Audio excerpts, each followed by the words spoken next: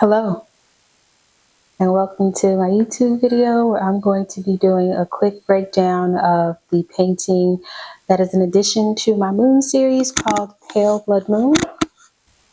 This is she. Ain't she pretty? All right, let's get into it. Pale Blood Moon is another 20 by 24 painting in my moon series where I wanted to paint 3 different moons. And Blood Moon was inspired by sinners. I talk about sinners all the time.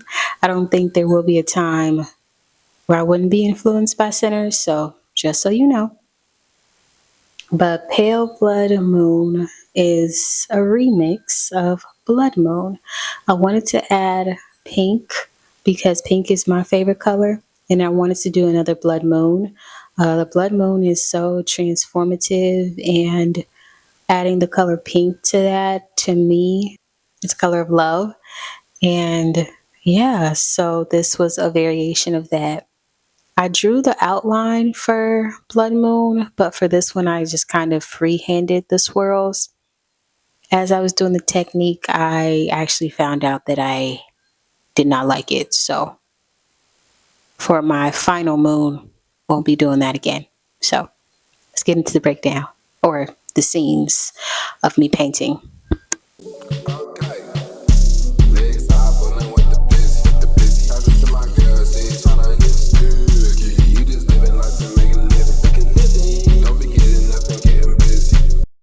Jumping right into it, as you can see, I am already putting some paint onto the canvas. This is a really large canvas, so it's going to take a lot of paint. And as you can see, I am just, going over it and getting it down and getting it done. It quite literally took so much paint. I don't even know how to really talk about how much paint these base coats took. I did like maybe one and a half, a couple passes of the base coats. You'll see as I draw the outline that some parts were darker, some parts were lighter, but typically the whole thing was going to be covered anyways. So I was just like, let me just get this base down. And as usual, I did the around the entire canvas. I did the color around the entire canvas because to me, I love that look. It just looks so clean and so professional. Even though I'm not necessarily on that level just yet, I love when my paintings do that. And that was, the goal for the whole thing. Okay, and the outlines. So I did something different from when I did Blood Moon. Sorry. When I did Blood Moon itself, I drew the outlines, I drew the moon itself, and then I painted within those lines. I wanted to try something different as I was, experimenting with painting and different techniques that interest me because I knew this was going to be a series and I was going to at least paint one more moon on this same size canvas. I was like, let me try to freehand the swirls. Let me try to like draw or free paint the swirls, and that's what I was doing. So I did one color at a time when it came to those things because that's what worked for me and helped me not use too many brushes at the same time. I don't like to get too messy when I paint, so I try to keep it close to as neat as possible. And I also hate wasting paint, so that's why I just did the freehand and then I kept it the same paint, the same brush, and just went around the canvas itself. That's what helps me utilize all the paint, if not all of it, most of it, and keep me, on schedule to, how I want to complete the painting itself and yada yada this and yada yada that. But that's just where my mind was going, trying a new technique and seeing how it worked for me. So at first I did like it. I did like doing the freehand painting or whatever. But then after I like kept getting into it and kept getting into it, I actually started to dislike it a lot. And I was like, you know what? I'm already doing this. I already started painting it, so I'm going to keep on with this technique. And to me, I did the best that I could, but I was like, yeah, this is definitely a technique that I'm not going to be using again. So that's where, my head was at. And I also started with the lightest red and then worked my way up to the darkest red that I have. I have three different reds. One of them look pink. One of them looks pink. It looks pink. I don't know why. I don't know how to describe it. And they call it like primary red. And I was like, how's this primary red? But it looks so pink. But you know, I guess I'll learn it over time. But yes, I started with this lighter red and then worked my way up to the darkest red. And also did the what is it? The moon. After I did these beautiful reds, I start with one layer at a time when it comes to the painting, and then I just build on top of it. It's just something that worked for my last painting, so I decided to continue to do that again because I hate wasting paint and I don't want to use too many brushes at the same time. So that is where my mind went, and that's just who I am. I don't like being wasteful, and I don't like overdoing things when I don't have to. And this was at a point where I was just like, you know what, I'm still learning my techniques, the way that I paint, the way that I like painting, and being satisfied with the outcome of the way that I paint. And that's just how it goes. Starting with this bright red, I use a lot of reds because this is a blood moon. So I'm going to be, using different hues of what can be considered blood, which is red, which is bright red, which is can be dark red, which can be kind of a pinkish red kind of thing. So yeah.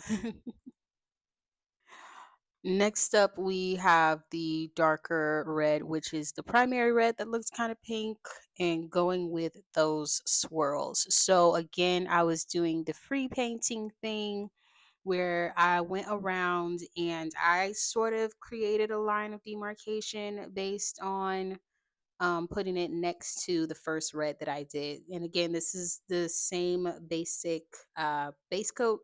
Well, not base coat, but the first layer of paint on top of the base coat. And again, I did not like this. I was like, ugh. Like quite literally, my mind the entire time I was painting these, I was like, I don't like this. I don't ever want to do this again. I don't ever want to do this again. And I just went around and I kept flipping the canvas, flipping the canvas, flipping the canvas so that it was in between each space before I got to the very last, darkest color. And then I'm not sure if the video itself, if you can tell, but I did do multiple layers on top, on top, on top, because in between some of the outfit changes, you could probably see the darker ones because I did things off camera. I just wanted to show you guys the basis of what I was doing, and then I finished it or cleaned it up off camera because I don't want these videos to go super, super long because people's attention spans, including mine, is definitely not all the way there. So I didn't want to have like an hour long video, kind of like having you watch me, paint. I mean, I could do that, but that's another video for another time. Anywho, that's where my mind was going. Continuing on with the slightly darker shade of the red. I continued to do the freehand painting and then moved on to the deepest, darkest red that I have, which I think that is the red that I like out of the three that I have all together. I'm not sure why. I'm not sure why, but it's my favorite one. So when I got into the deepest, darkest red, I first did like a an outline of the space of like all the empty space because in my mind I was like I wanted to be done with this painting because when I start a project I really want to finish it. And I'm not sure if you noticed the outfit changes, but this went on for like multiple days. The things you don't see in the video is that outside of when you see me painting on the camera and on video, there are multiple days in between where I'm putting layers on top and waiting for it to dry, and putting layers on top and waiting for it to dry. So my mind was like, I really, really, really, really, really, really, really want to finish this. And then when I did the outline of the deepest, darkest red, I was like, let me just do this outline across the entire canvas. I look, I get a bit impatient sometimes because I really wanted my vision to come to life as soon as possible with this painting. And I really, really, really want it to be done in like, I gave myself a tight deadline of like a week, and of course I didn't finish it in a week. It took me much longer, also because I was pretty busy. I had a lot going on around this time, and I was just like, I'm so ready for this to be done. I'm so ready for this to be done. And so that's why you will see that I'm doing the outline, and then the canvas will change. And then at first I did like fill it out, and then I was like, nah, bump that. Let me do the outline. Let me do the outline. Let me do the outline. And I just like kept flipping it, and I kept doing the outline. And then, after all that, I I let it dry just like slightly. Then I was like, bump that. Bump that. I'm just gonna do it. I'm just gonna go for it. And then I started filling it in, and outside of waiting for the deepest, darkest red to dry, I did also put layers on the other colors, like on the outside, while I was waiting for that to dry before I started to put layers on top of the deepest, darkest red. For me, it worked out because, I got more layers in the painting, and it started to look better to me as I did that. And so I just wanted to keep going and keep stay on top of that kind of thing. And yeah, I did do a bunch more layers off screen before I got into our big finale, which is the moon. And of course, the moon is pink. And I also did layers of this moon to give it like a darker kind of like swirl. You'll see, on the results at the end here. But yes, I did do layers off screen because again, I really, really, really wanted to get done with this. And then for the craters, I actually used this silver pigmented paint that I got from Michaels. And I the moon is considered like a silvery kind of entity, sort of. If you're into the woo woo stuff, like I'm into the woo woo stuff, you understand what I'm saying. So that's why I decided to go with the silver instead of, gold, because gold is usually my color, but silver is more so associated with the moon. And so I used the silver to make the craters. And I did all of that off screen because I tell you, when I was done and I was ready to get it over with. My goodness. And that is it. All right, and that is the video of the breakdown of Pale Blood Moon. If you're interested in this painting, if it has not been sold already, I will put down in the description. But if you are interested, this painting is being sold.